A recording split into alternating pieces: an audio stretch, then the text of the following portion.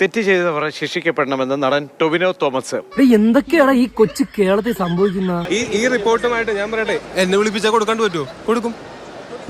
ഇതിനെക്കുറിച്ച് രണ്ടു വാക്ക് പറ.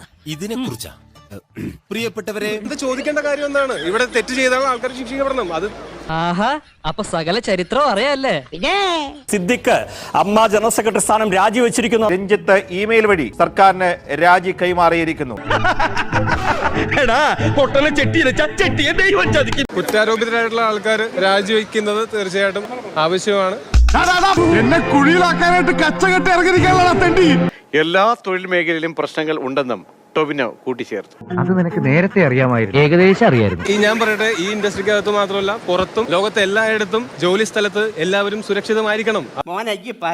ഞാൻ പറഞ്ഞതിൽ എന്തെങ്കിലും ഒരു തെറ്റുണ്ടോ? അത് മലയാളം ഇൻഡസ്ട്രിയിലാണ് ഹേമ കമ്മീഷൻ പോലെ ഇങ്ങനെ ഒരു കമ്മിറ്റി ഉണ്ടാവുകയും അന്വേഷണ റിപ്പോർട്ട് തയ്യാറാക്കി കൊടുക്കുകയും ചെയ്തിട്ടുള്ളത്.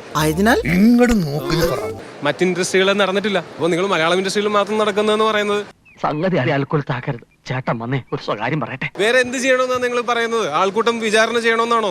പിന്നെ എന്റെ മാത്രം ഒരു ഇതുകൊണ്ട് പറ്റില്ലല്ലോ. അതിനല്ലേ ഇവിടെ നിയമവും ഗവൺമെന്റും സിസ്റ്റവും ഒക്കെ ഉള്ളത്. നിങ്ങളുടെ ഓരോരുത്തരുടെയും ഒരു ഇതുണ്ടെങ്കിൽ ഇല്ലാന്ന് തോന്നുകയാണെങ്കിൽ നിങ്ങൾ സിസ്റ്റത്തിനെ ചോദ്യം ചെയ്യുകയാണ്. അത് ഡിസ്കസ് ചെയ്യപ്പെടേണ്ട വലിയൊരു വിഷയമാണ്. ഇത് കുറച്ച് കൂടുന്നുണ്ട്. മാറ്റം അനിവാര്യമാവേണ്ടത് നിങ്ങളിത് TRPക്ക് വേണ്ടിയിട്ടല്ല, ഇതിൽ ബുദ്ധിമുട്ട് അനുഭവിക്കുന്നവർക്ക് വേണ്ടി നിങ്ങൾ നിലകൊള്ളണം എന്നുള്ളത് മാത്രമാണ് ഇവിടെ മാറ്റം. മാറ്റുവിൻ ചട്ടങ്ങളെ സ്വയമല്ലെങ്കിൽ മാറ്റും അതുകളീ നിങ്ങളെത്താൻ. എന്താ സാധനം ചീങ്കണ്ണിയ